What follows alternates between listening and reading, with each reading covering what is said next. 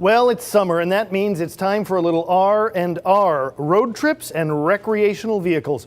But what do you do with them when you're back home and you're not on the road?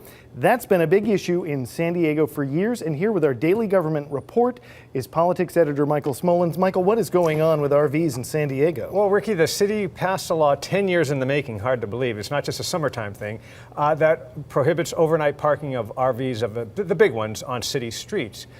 They've been, talking about this for years, and it largely develops out of the coastal areas. That's where most of the issue really was, where people would go there and just park for days in a certain spot, and people get frustrated with that.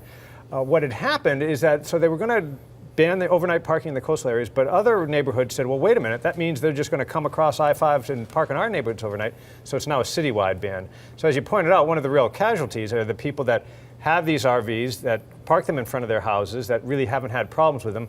Now they're going to have to find storage for them.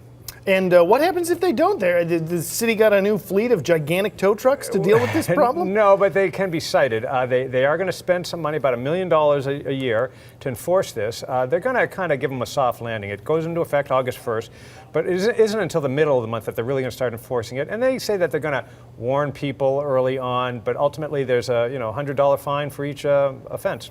Well, this could be a boon for RV parking yards. Have they been given contributions to the city council? That's a good question. But like I said, it's been going on for a long time. They say there's about 100,000 RVs within the city of San Diego. What we don't know is a lot of those people already store them, but a lot don't, so we'll just have to see. But people will do certain things, that they can park them in their driveways unless there's certain rules of their neighborhood, CCNRs or whatever, that prohibit them, or in their side yards. So sort of be careful what you wish for. That might not be the prettiest thing for a neighbor to have either. Yeah, there's been a little controversy over the size of the signs, which some people have said are almost as big as the RVs themselves. Yeah, I guess they want to let people know, but people are just sort of getting familiar with that.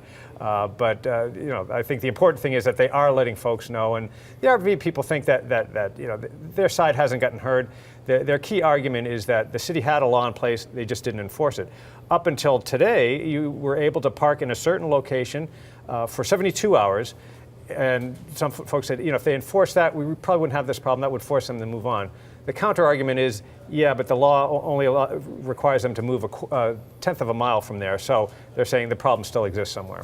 Well, there you go. It's an end of an era for street parking for RVs in San Diego. Thanks for that report, Michael, and thank you for watching.